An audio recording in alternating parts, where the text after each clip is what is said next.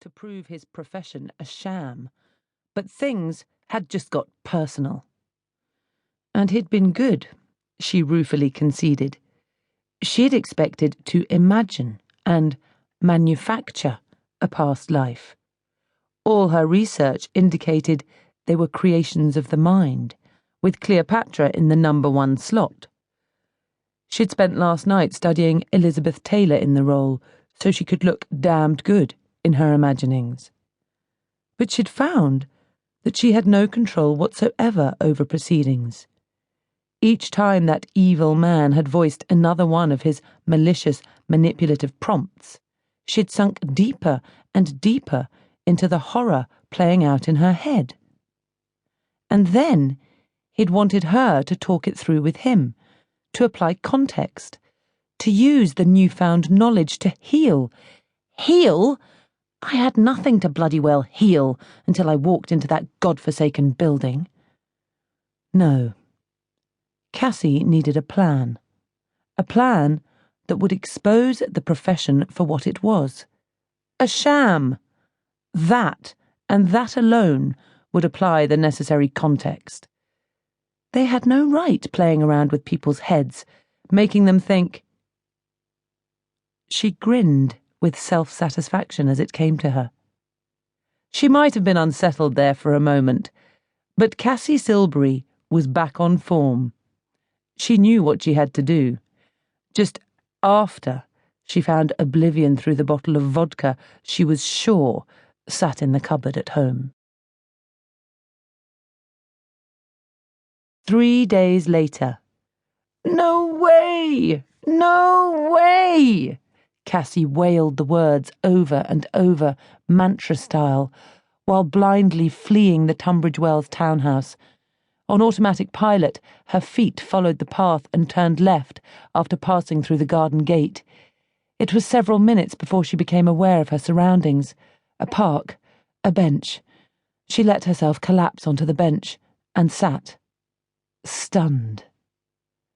Several more minutes passed before she allowed herself to think. And then it was to reflect.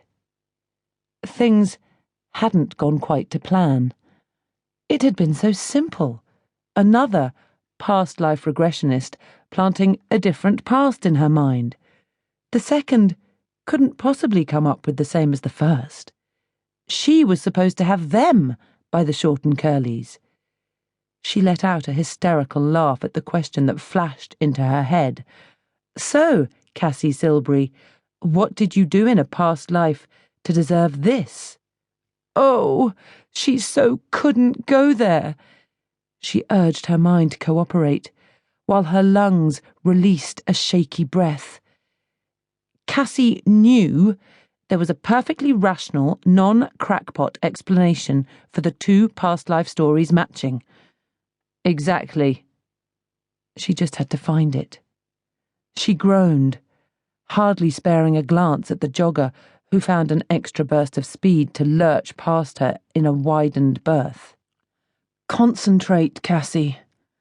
She shuffled awkwardly in her seat for several long moments before... enlightenment.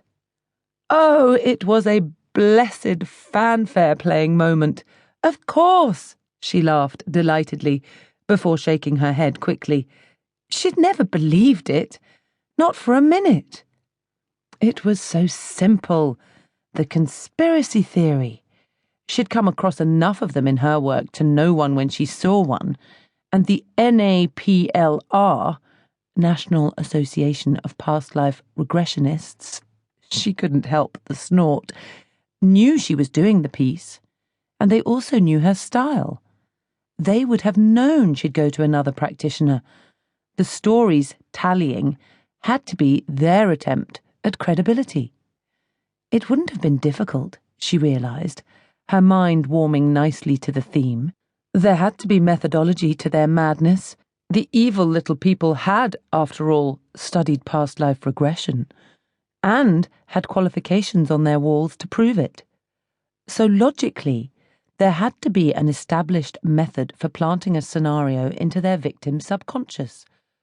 All they would have to do was ensure each of them knew the scenario to be placed.